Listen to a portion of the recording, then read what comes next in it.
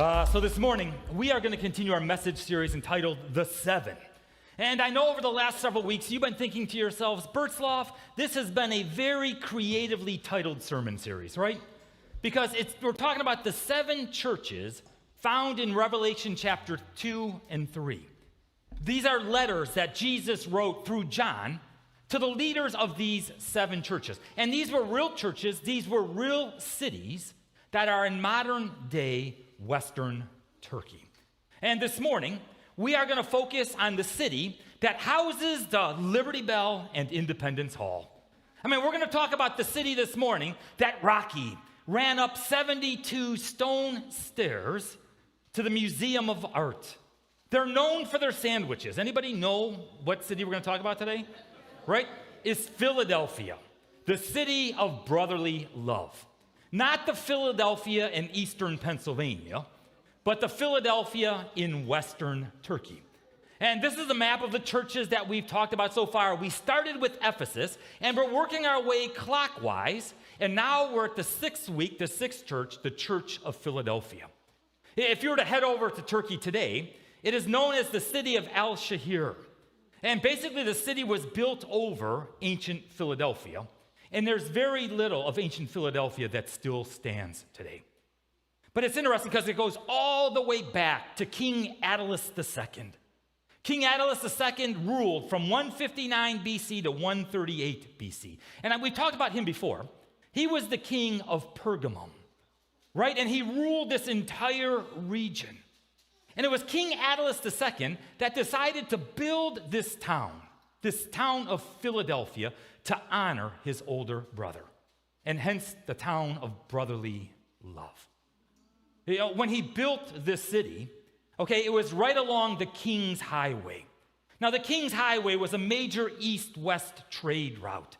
It was known as the gateway to the east. And so this city, Philadelphia, was quite wealthy because they had all kinds of traders from around the world that would show up at their doorstep.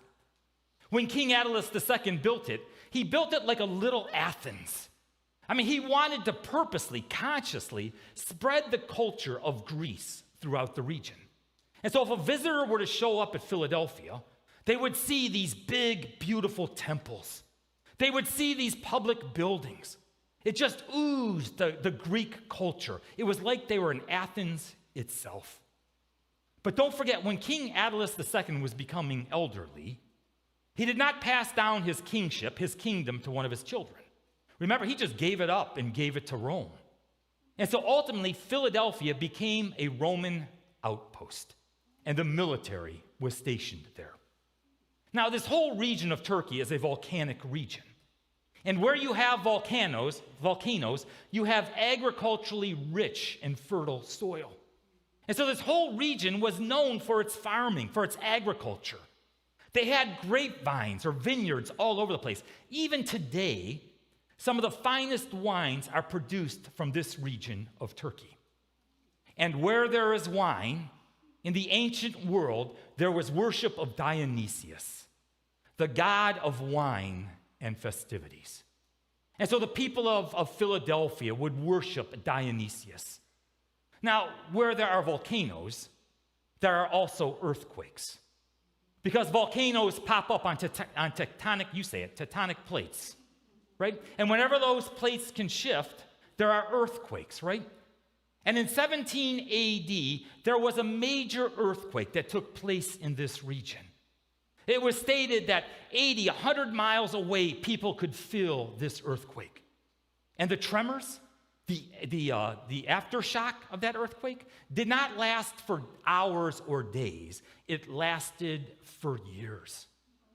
And so the people of Philadelphia lived with this anxiety. They were always anticipating the next earthquake. Some ancient writings actually say that there were constant cracks in the wall.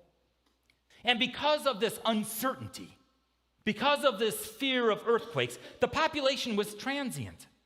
They wouldn't stay very long.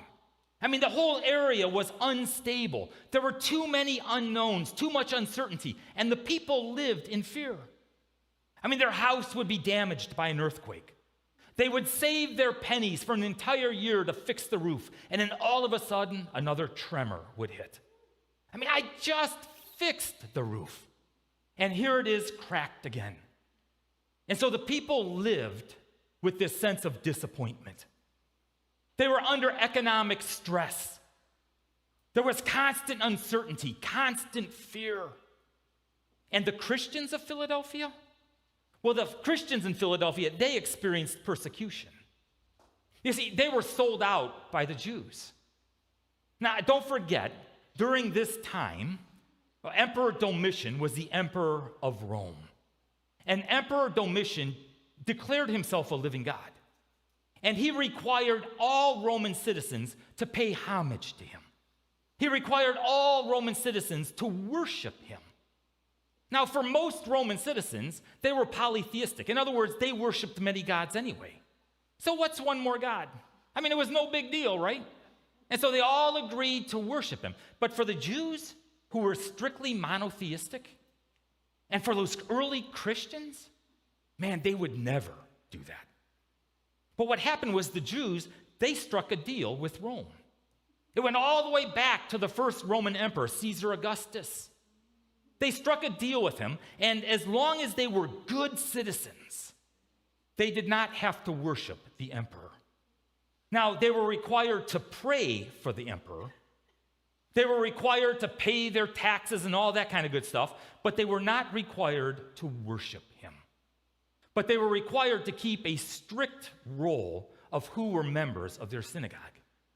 And if there was ever any question, they had to produce that roll to tell the Roman authorities who their members were. And so the Christians, they lived in this uncertainty. They lived in this constant instability. There was pressure upon them, not only by the Roman governor, but also because of the earthquakes. There was also pressure on them from outside groups of people who would ostracize them and persecute them. And they always had this sense of anxiety. They were nervous because they did not know what would come next. Which makes me think about us. How about you? I mean, do you live with a sense of instability, uncertainty? Maybe you even live with a little bit of fear in your life. I mean, have you ever noticed it seems like you just get your footing underneath you, and all of a sudden you're sucker punched. You're knocked to the floor. You just finally felt like you were up on your own 2 feet. And then all of a sudden you get hit with a health issue. And you're struggling and you're hurting. Or someone you love is ill. Or you just feel like you got up on your own 2 feet and all of a sudden the carpet is pulled out from underneath you because of some bill that reared its ugly head. And you're struggling financially to make ends meet. Or maybe you're bumping heads with a loved one, a spouse, a child, and your blood pressure just seems to be increasing, and you feel like you're about ready to crack. You know, what I find absolutely positively amazing is some 2,000 years ago, Jesus wrote a letter to this church in Philadelphia, giving them instruction, giving them direction on how to live. And that same message, my friends, is relevant to us today. The message that he gave to the church in Philadelphia, he gives to us as followers of Jesus. So let's delve into Revelation chapter 3, beginning with the 7th verse. And to the angel of the church in Philadelphia write, the words of the Holy One. Now remember, the same formula has taken place every letter, right? He says, to the angel in the church of Philadelphia. Now, for our guest this morning, the Greek word for angel is angelos, and it simply means messenger. And so Jesus says, write to the messenger in the church in Philadelphia, to the pastor, to the leaders of the church. But this letter is written to the church. So he says who the letter is written to, and then who the letter is from. These are the words of the Holy One. That's one word in the Greek, a definite article with one word, hagios, the holy. See, you and I, we can be holy. But you and I, we're made holy. We're not holy in and of ourselves. There's an old Latin term out there, simul justus et peccator, at once justified and sinner. You see, you and I, we sin. We sin in our thoughts and in our words and in our deeds. If you think even but for a moment, you can recognize how much we sin. A sin is anything that we think, say, or do that goes against the will of God. When God tells you to do something and you don't do it, that's a sin. If God tells you don't do something and you do it, that also is a sin. And the Bible is clear. The wages of sin is death. What we earn, what we deserve because of our sin is death. Not only physical death, we deserve eternal death. What we deserve because of sin is to be separated from God for all of eternity. What we deserve because of sin is hell. And no matter what we do, no matter what we give, no matter how we live, we could never make up for our sin. Heaven is a perfect place. There is no sin in heaven, and you and I are far from perfect. So left up to our own devices, we could never enter heaven. But we've been justified. That word justified, it's a theological word. It's also a legal word. It means you've been acquitted. You've been judged not guilty. You have been forgiven. So we are at the same time saint and sinner. A saint is somebody who has heaven. And because Jesus suffered and died upon a cross, because he rose again on the third day, you have been declared forgiven. So you can start calling me St. Paul right now, okay? Because we're all saints, right? A saint is somebody who has heaven. You have heaven. I mean, my friends, do you understand this? You have heaven, not because of anything you've done, because what you do is sinful. You have heaven because the very one who created the heavens and the earth became incarnate. The very one who holds all things in his hands, the one who sustains all things, gave his life on the cross to pay a debt that we could never pay, that we could have everlasting life. And that holiness is imputed to us. Now, once again, another funny word, right? Imputed. I think of it like this. If I'm with my wife, Suzanne, and she's cold, and I take off my jacket and I wrap her in it, I'm imputing warmth to her, right? I'm giving her warmth. I'm wrapping her in my coat. I'm what's the word? I'm ascribing something to her, right? I'm wrapping her up. That's what Jesus does with us.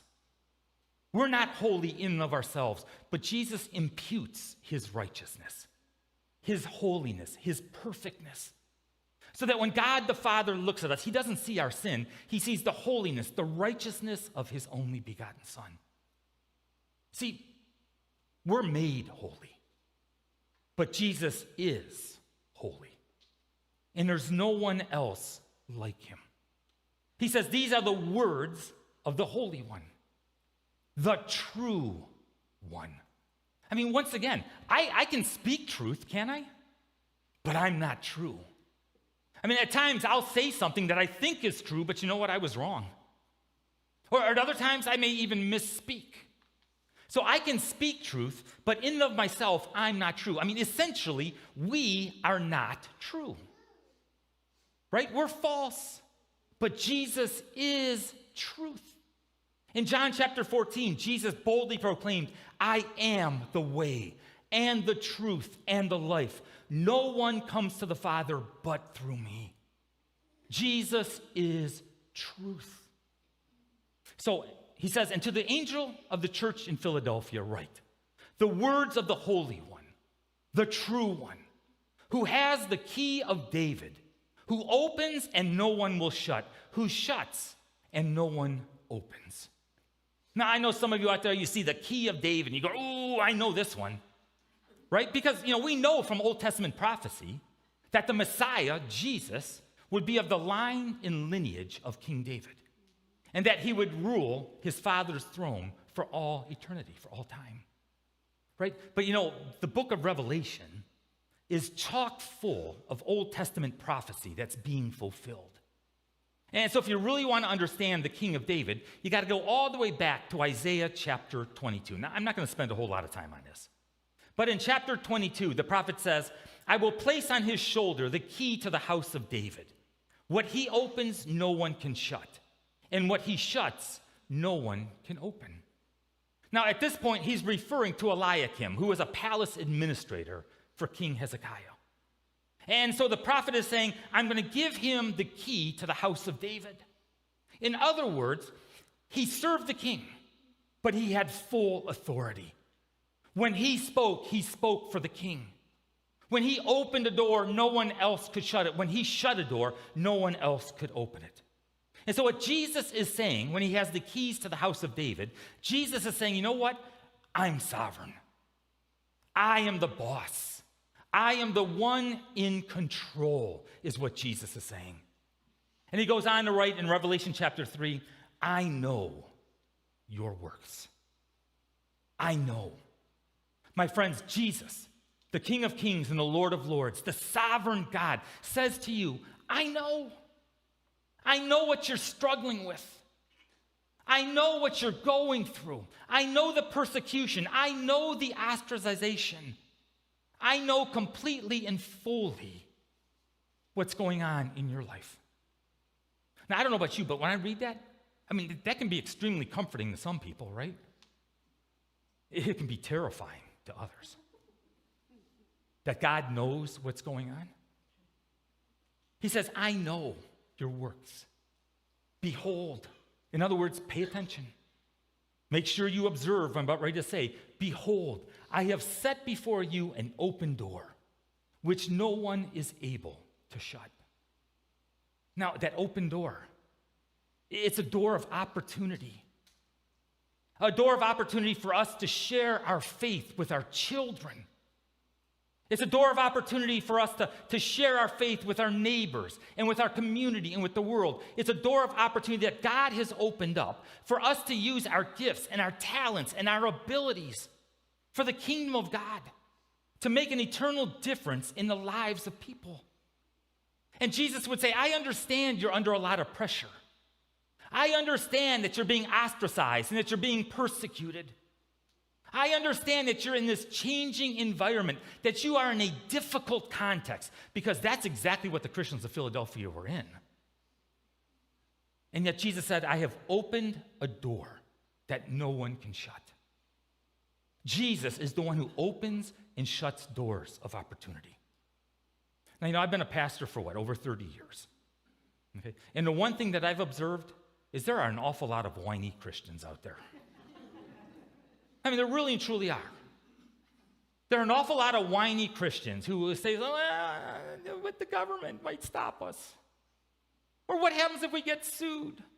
Or what happens if the mean people call me names? And we can rationalize and we can justify and we can excuse away our inaction of not living for Jesus. But my friends, who opens and closes doors? Not the government. Who opens and closes doors? Not mean people or opposition. Jesus opens and closes doors. And don't ever forget, Jesus never promised no opposition. In fact, he said just the opposite. Jesus said, in this world, you will have trouble. Once again, not maybe, not could be, not possibly. You will have trouble. In this world, you're going to have difficult times. But take heart, I have overcome the world. And he goes on to say, I know that you have but little power, and yet you have kept my word and have not denied my name. Do you catch the encouragement there? I know you have little power. I know you have little influence. Don't forget, the Christians of Philadelphia, they were under a lot of pressure. Pressure from the Roman government, pressure from their fellow citizens. And Jesus says, I know you don't have a whole lot of influence. I know you don't have a whole lot of power. But you've remained true, even in the face of opposition. You have kept putting one foot in the front of the other. You have maintained the course. You have little power, but you've got big faith. And Jesus commends the Christians of Philadelphia. See, I think one of the things we struggle with, and when I say we, I mean followers of Jesus in our culture, is we view ourselves as being insignificant. I think sometimes we view ourselves as not having any influence, of not having any power. I mean, after all, who am I? I'm just a single individual over here in Oxford, Florida. I think at times we view ourselves as being too small and too unimportant to be worth consideration. Too small, too unimportant to make a difference. But Jesus says, just keep walking faithfully with God. Just keep on keeping on. Just keep on putting one foot in front of the other. Because, my friends, God blesses faithfulness. In good times and in bad, God blesses faithfulness. Remember, it was in Luke chapter 21. Jesus is on the Temple Mount with his disciples, and they're watching the people give money, their tithes, to the temple treasury. You got some rich people coming in with their bags of gold, and they're dropping their bags of gold, and it's like, everybody, look at me. Look at how much I'm giving. And this little old lady who had 2 copper coins, not even 2 pennies to rub together kind of thing, she comes up and she puts her 2 copper coins into the temple treasury. And remember what Jesus did? He said, see her? She gave more than everyone else. Everyone else gave from their wealth, but she gave everything she had. My friends, God blesses faithfulness. He doesn't bless the amount of money you give or the amount of time. He blesses faithfulness. And I think one of the greatest dangers for the church in America is we become apathetic. We just kind of throw our hands up and say, I can't make a big difference, so what will be, will be. Jesus goes on to write, behold, I will make those of the synagogue of Satan who say that they are Jews and are not, but lie. Behold, I will make them come and bow down before your feet, and they will learn that I have loved you. Now, that synagogue of Satan, was there really a synagogue where they went and worshiped Satan? No. Okay, it wasn't. It's a figure of speech. It means for those who are opposing Jesus. For those who oppose Jesus. Remember Saul? He was on the road to Damascus. He sees a bright light. He falls to the ground. And he heard a voice say to him, Saul, Saul, why do you persecute me? Who are you, Lord? Saul asked. I am Jesus, whom you are persecuting, he replied. See, when you persecute followers of Jesus, when you persecute the church, when you oppose the church, you're opposing Jesus himself. You're persecuting Jesus himself. But in the end, God will make all things right.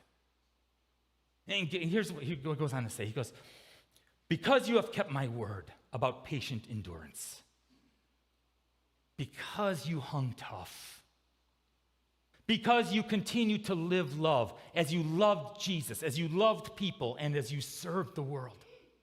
Because you kept on putting one foot in front of the other. He said, I will keep you from the hour of trial that is coming on the whole world to try those who dwell on the earth. I am coming soon. Hold fast what you have so that no one may seize your crown. Now, Jesus said, I'm coming soon. We do not know the day or the hour. But Jesus says he is coming soon. And so hold fast. Hold tight to what you have. Hold tight to the faith. Continue to put your head down and serve. Hold fast what you have so that no one may seize your crown. Now, I'm from Cleveland, Ohio. Okay, born and raised in Cleveland, Ohio. And if you were born and raised in Cleveland, you have to be a Cleveland Browns fan. Okay? And if I were to ever turn my back on the Browns, they would never let me back into the city. And I got family up there that I like to go visit. I remember in 1987, I was a young pup back then. In 1987, the Cleveland Browns, they have had a losing team since the 60s. They finally had a winning team. They had Bernie Kosar as their quarterback. They had 2 men, Biner and Mack. Man, they were running backs and they were superstars. I mean, this was finally the Browns' opportunity to go all the way to the Super Bowl. And I remember, it was towards the end of the game. The Browns are down by a couple of points. The offense is 2 yards away from the goal line. Everybody knows it's going to be a handoff to Biner, right? Kozar takes the snap. He hands it off to Biner. Biner's got the ball. He puts his head down. He's charging towards the goal line, and guess what happens? They strip him of the ball. He fumbles the ball. If you were to go home and Google the fumble, I kid you not, this is what's going to come up. Okay? Biner, a superstar. He continued to work for the NFL for 30 years. He went to the Super Bowl with other teams. He was a coach. But he never lived down the fumble. Jesus says to us, hold fast. Hold tight. The world is going to try to punch it out of your arms. The world is going to try to strip you, but you put your head down. You continue to live for Jesus. And you know what? You'll get the crown. The Greek word for crown is Stephanos. It's the wreath of garland that was given as a prize to the victors of the public games. My friends, I know it's not easy living as a Christian. I know you face a lot of pressure, a lot of opposition. I know it's not easy. But Jesus says, just keep putting one foot in front of the other. It wasn't easy for Jesus either, who gave his life that we could be forgiven, that we could have everlasting life. And Jesus goes on to say, the one who conquers, I will make him a pillar in the temple of my God. Never shall he go out of it. And I will write on him the name of my God, and the name of the city of my God, the New Jerusalem, which comes down from my God out of heaven, and my own new name. Do you get the blessing? The blessing that you have? We strive to live for Jesus, to live for him. And one day, because of Jesus, you're going to stand in his kingdom. And you're going to be a pillar. The people from Philadelphia, they fully understood that. You're not going to be shaken back and forth anymore. You're not going to be insignificant and of weak and of little strength. But you're going to be a pillar in the kingdom of God, standing firm, everlastingly in God's presence. Keep on keeping on. And he says, he who has an ear, let him hear what the Spirit says to the churches. My friends, as followers of Jesus, we're called not only to hear the gospel, but we're called to live it, to use what God has blessed us with, to make a difference, to live it. And in the end, you're going to be a pillar in the temple of God. In the end, you're going to be with him in his kingdom, in his presence. And how do we know it's true? Because Jesus, who is truth, told us so. You are loved. You are forgiven. And you have everlasting life. We pray, please.